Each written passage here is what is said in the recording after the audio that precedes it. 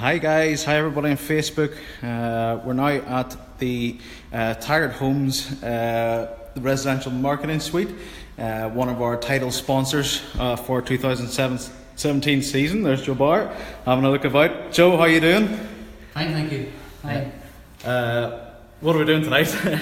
Well, we're here at the marketing suite here at Taggart Homes, our title sponsor for 2017, and it's been a tremendous few days since we've got notification that we've won the overall 500 mile world championship, the endurance championship, the UMCA. So we've come along here today. Normally we are by the side of the road, or we're somewhere doing these live feeds, but tonight we get this fantastic marketing suite of Taggart Homes. It's lovely, just incredible venue. Yeah, guys, straight about. This is located in the waterside area of Derry, Londonderry. It is, when we say local, I mean it is 1 minute drive from my house.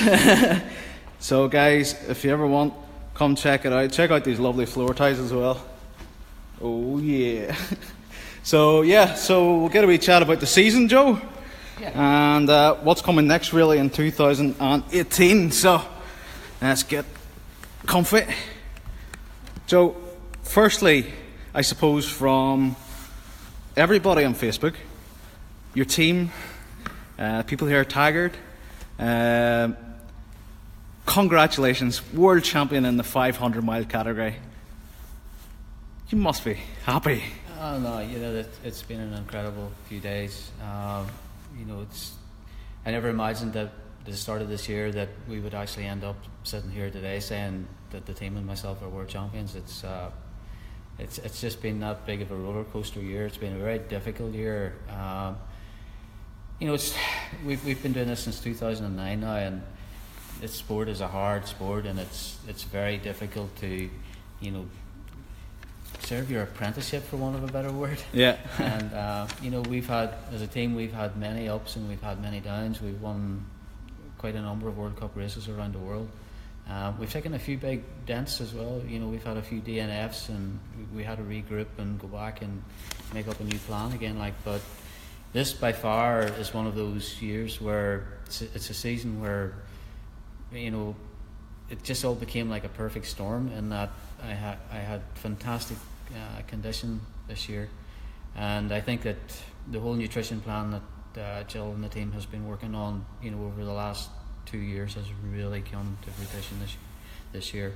The last few days, with all the messages and people congratulating me, it made me think about some of the key aspects for me as a rider as to what has been the big milestone of achievement up and above the fact that we're the champions.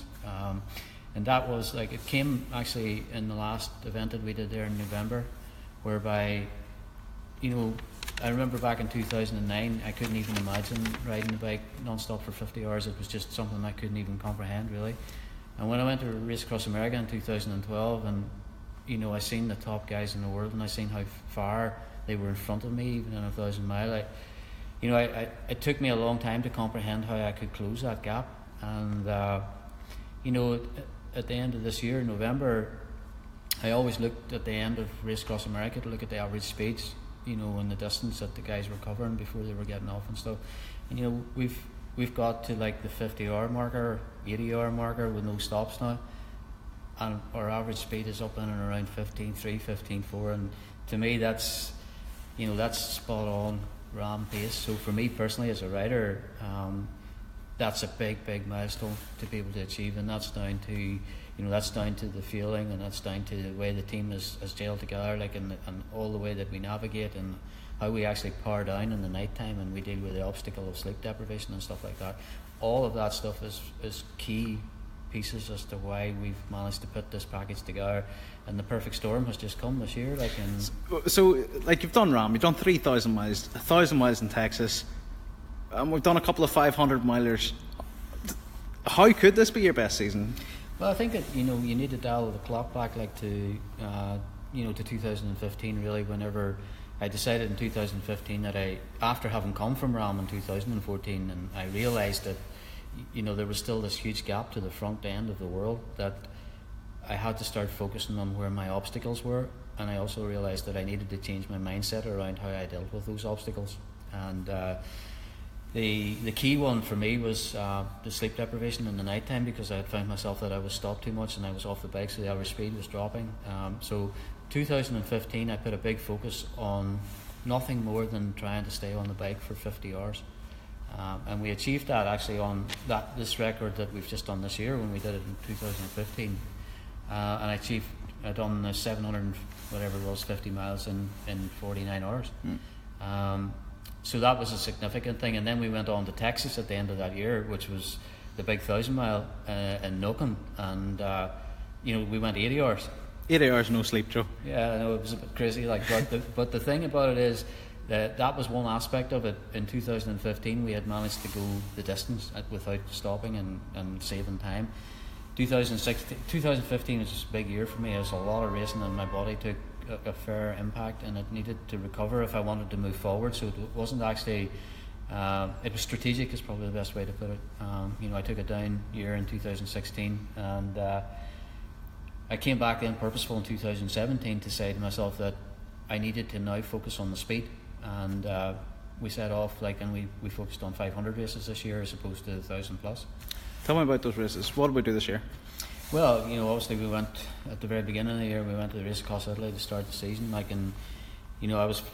had a good preparation winter, and I was ready to race again because we'd been off from 2016, and it was a new beginning. It was a completely new chapter in what we were doing, and we went there, and some of the top riders in Europe like Remy Steinberger, and I had Martin Burgermeister in my own category and whatever. Some of the top guys, and to come away from there winning the category was one thing, but to come away third overall, first out in 2 years, I was more than happy, and it really set up the season from that point, because I knew then, that I was on track for a good year condition wise, and I also knew that if that continued the way I had envisaged that it would continue, we were going to set ourselves maybe to fight for the podium, but I would be honest and say that at no point did I actually start to think about winning the World Championship until maybe after we got to Reno in Nevada. So Reno, it's a 500 mile race as well? Yeah, we went to the Silver State 508. It's a very old race in Nevada.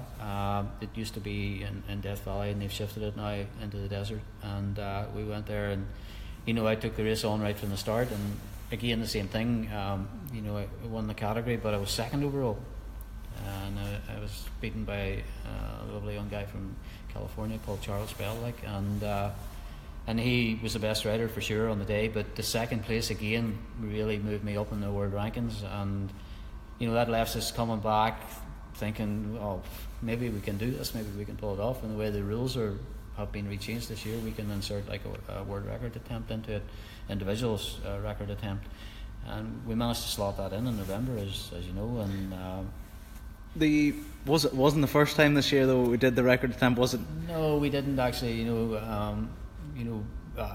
In July we went for the same record, and unfortunately we just fell foul to the unique weather conditions that there was at that time with the wind. And when I left Mallinhead and went down to Mizenhead, I got to Mizenhead, but I was completely spent because the force of the wind on the way down was just so strong. I couldn't recover to come back. So we had to call it there, and we had to put it down. But that was one of that race was one of the key races that whenever I sat down with Taggart Holmes here at the start of the year and spoke to the CEO here, that was one of the things that we had on our calendar of events that was going to be significant to try and break a world record.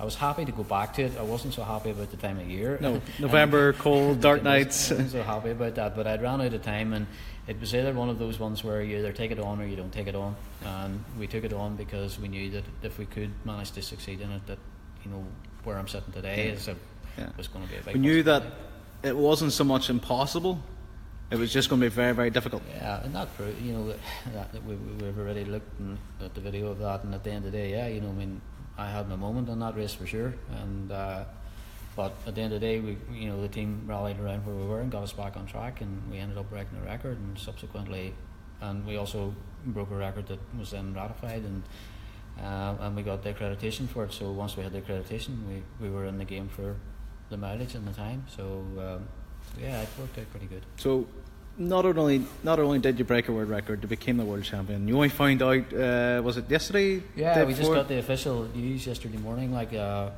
Came through from the UMCA president to say that all the points had been calculated and we were the champions for this year. So, I was nervous for a while waiting on it coming through for sure. Because at the end of the day, I didn't know if we had done enough to do it or not. But yeah, it was a pleasant surprise to get it for sure. You must be proud, Joe. We're a small Irish team. Oh yeah, absolutely. I mean, at the end of the day, I've said it many times this year.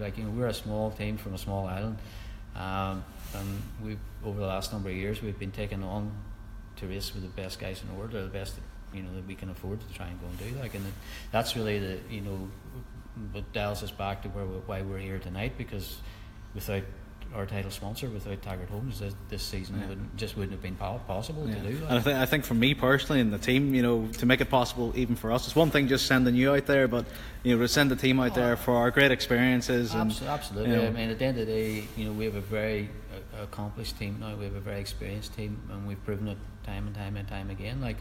It's great to see.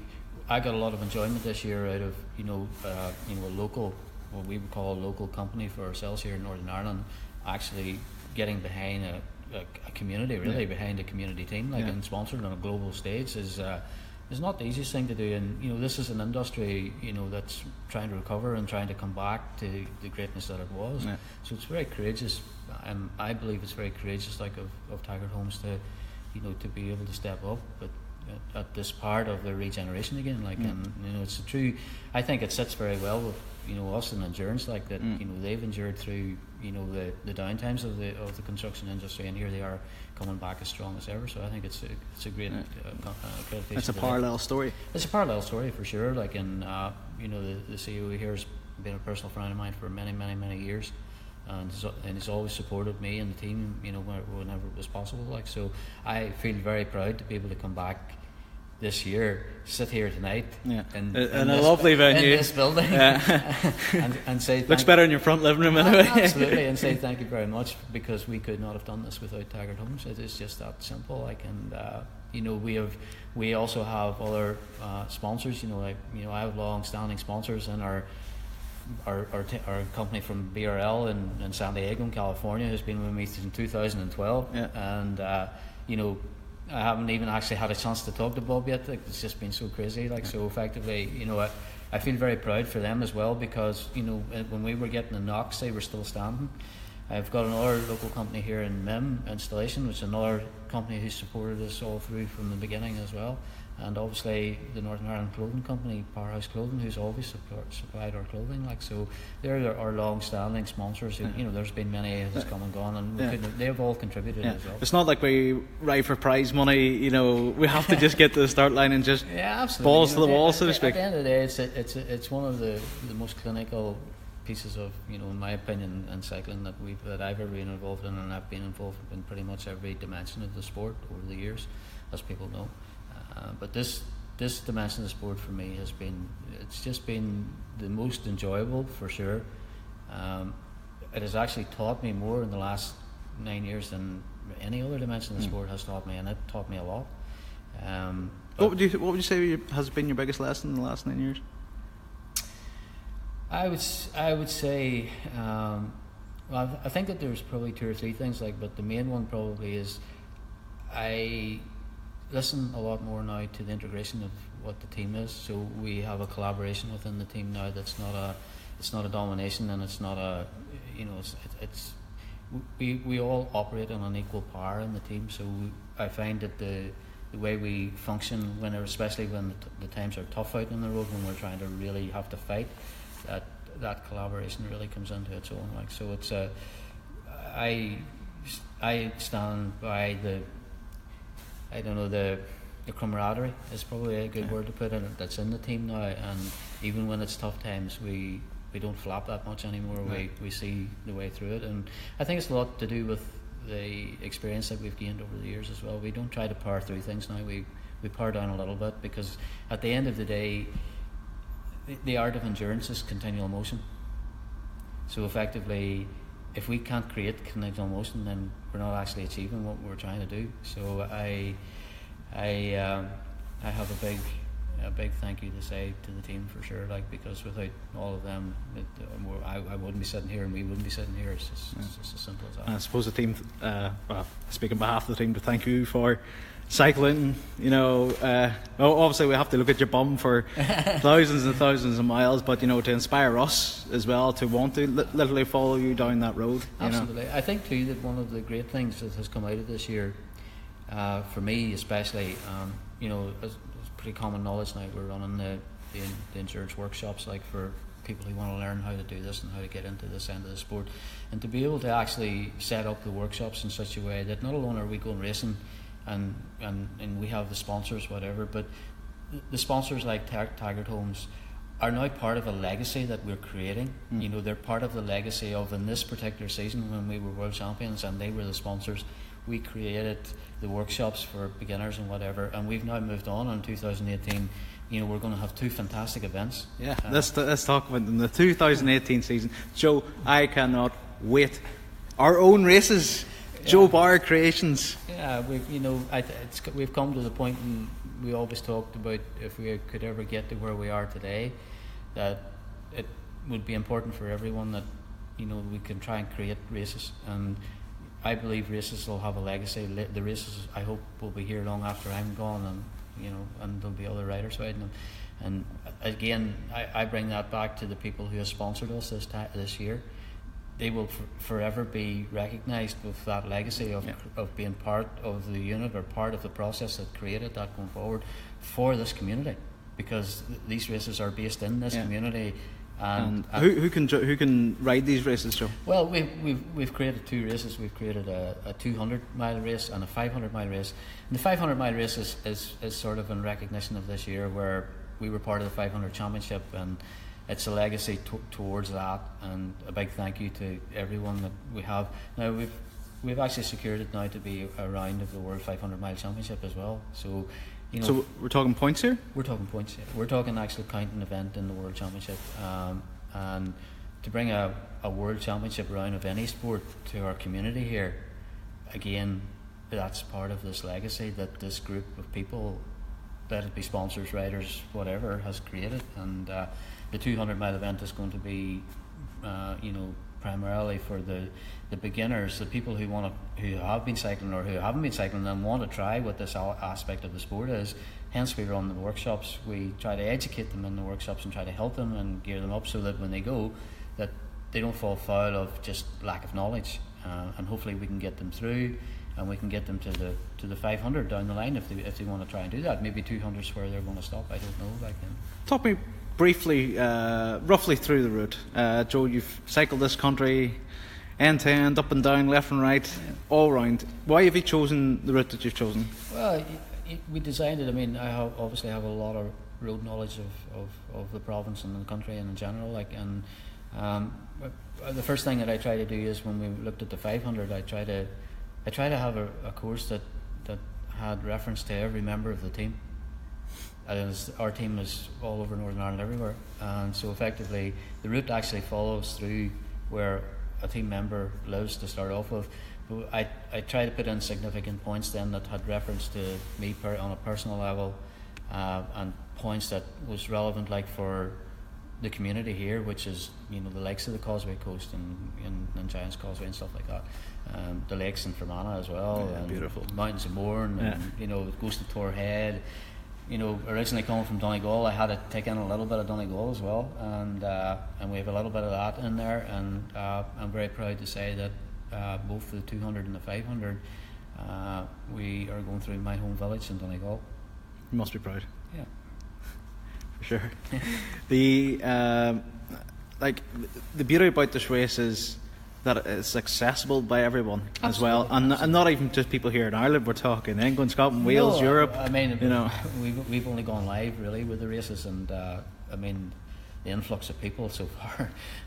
He's been inquiring about. We've literally put up 2 pictures and say we're doing it. It's a bit crazy, like, you know. So I mean, I can clearly see that it's going to be they're going to be a great success for both entry level, and you know, we've already got quite a number of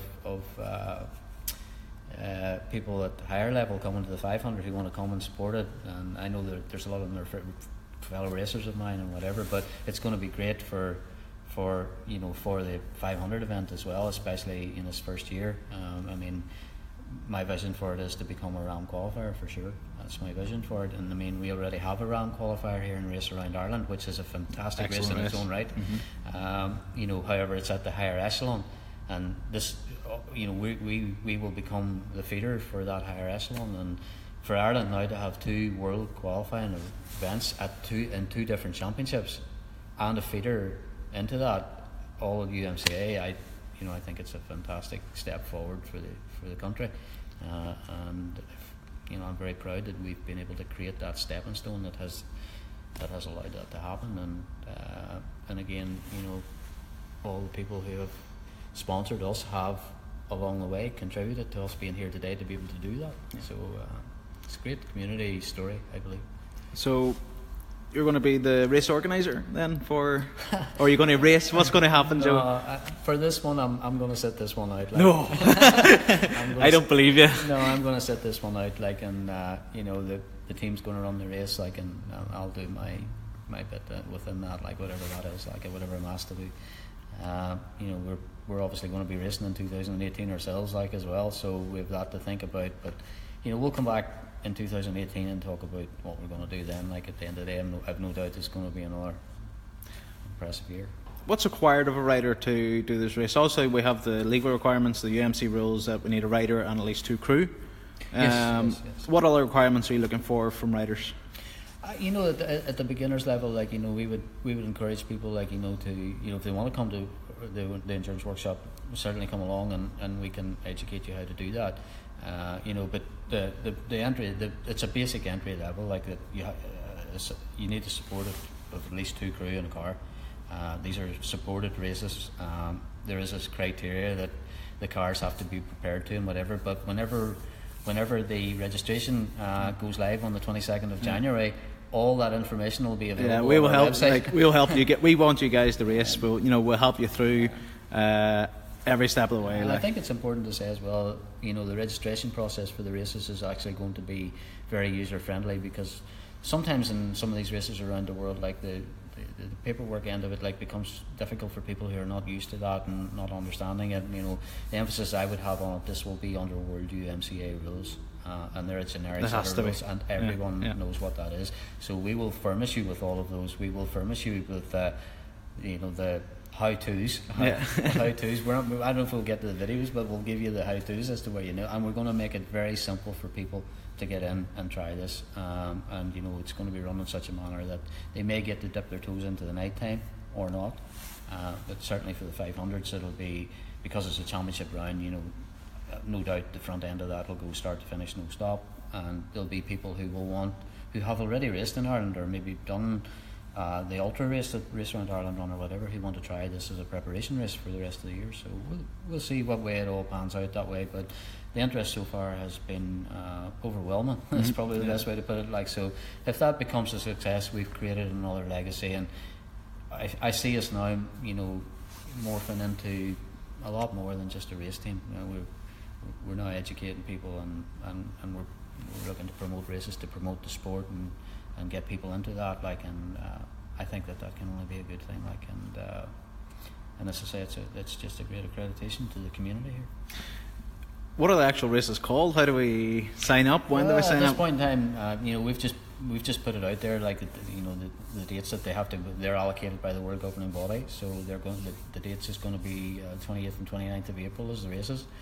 We'll have a big riders briefing and all that stuff on the usual on the Friday night prior to it, and on the 22nd of January we will be releasing the registration, where you will find all the documentation, all the entry stuff, all the details that you need to know as to how to get into this race, or into both races actually. Where's that being released? That will be released on the Team Joe Barr website. We're actually building a new section into the website that's going to carry that piece alone. So again, rather than send people off into places where they don't actually know, it gets lost for them. So we're going to make it a very simple, user-friendly page that you click into the website and you'll be able to do your registration there. So it's a very simple process, really. And we're trying to simplify it, because we go through the process of this ourselves, like, so we understand how we can make it a little bit better and easier. Especially, I'm more focused on the people getting into it. The people in the 500 already know most of them. So, and our website is. It's Team Joe Barr. It's www.teamjoebarr.com. Simple as that. Beautiful. Good choice, Joe. Good choice. It's as simple as that. So what would be your advice to people maybe starting out in the 200 category? Oh, I think it's going to be a crossover. It'll be a crossover from people who are coming from sport eve racing who want to try a little bit more. It'll be a lot of people like who have done a lot of maybe leisure riding or autos riding or whatever, and they want to try to get into an organised event, like where it's because we have GPS tracking and whatever, and we have results and we have sport credit and stuff. So I think it'll be a very broad stroke of people who will want to get into the beginner stuff, and I'm very interested and very keen to try and get as many of the 18 to 24-year-olds as I can to entice them to come into the sport early, so that they can have a They're career. ready for the... Yeah, they can have a career in it. Because ultracycling is made up of a lot of older riders who've only kind of realised the capability when they're older. It's no different like for me. I mean, that's how I first done my first one in Race Around Ireland, I didn't realise that until that point that I had the capability to do this. However, it was an apprenticeship, and I've had to work extremely hard for the last 8 or 9 years to get to where we are right now. But we have arrived, and it's a very proud moment for me, to bring our small team to the top of the world. So you must be happy, Joe. It's Christmas time. Yeah. It's the 20th of December. Yeah. You're going to probably take a couple of days off cycling, I assume. Yes, I am. I may take more. A few wine. No, I'm going to take just a few more days off. It's been a huge year, and I'm still recovering from the record, and there's just a lot happening now with what has happened here this week, and as I say, we do have the events and we have the workshop and we have all of that stuff all happening. So it's been a busy time, and all the team are tired. We've had a long year, and I know Jill and I we're going to have a break anyhow, for sure, and try and recoup, and we'll be back again in 2018 like we always do. So, is anybody like to say thank you or hello to while we're here on live as usual? As we say, that list is getting longer. Yeah. I think that there's 3 key people. Sitting here tonight. This is for us to say thank you to Taggart Homes for everything this year. That's the main thing. I want to say thanks to my own team, because we just can't do what we do without each other. So it's important to acknowledge that.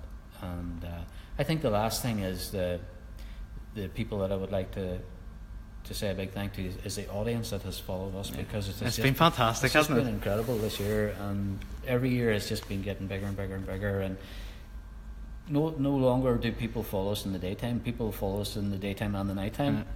I don't know if that's getting a bit scary or what, but the support that we've had this year has astounded me, especially when we've been away in Europe or in America or whatever. So I would like to firstly say a very Merry Christmas. I hope you have all a peaceful and enjoyable Christmas. And I want to say thank you for everything that you've done for the team this year, and for our sponsors, because without them and without you, we can't do what we're doing. And we're going to bring some fantastic footage, some fantastic live feeds throughout our race, and even aerial lives. We were going to have aerial coverage this year, so we're stepping up in our media again as well. So we're moving on now from live to we're going in the air. So yeah. So what's the next thing for you then? It's another endurance workshop in February. We have another endurance workshop in February prior to the first races, and then we have the 2 new races coming on April 28, 29. That's the next thing that's happening for us, and I'm sure when we get into January, February, we'll be talking to you again in relation to what race season calendar we're going to have. So I think it's going to be another exciting year for sure, and we have a couple of really exciting races that we're going to do. I think races that people wouldn't have imagined that we were going to take on, but we are for sure. So to everybody back home, have a very Merry Christmas. Hope you get the feet up. Hope Santa's good to you as well. Joe, Merry Christmas to yourself, and once again, congratulations on the World Championship, and I am really looking forward to those races in 2018. Guys, thank you very much. Ciao. Bye.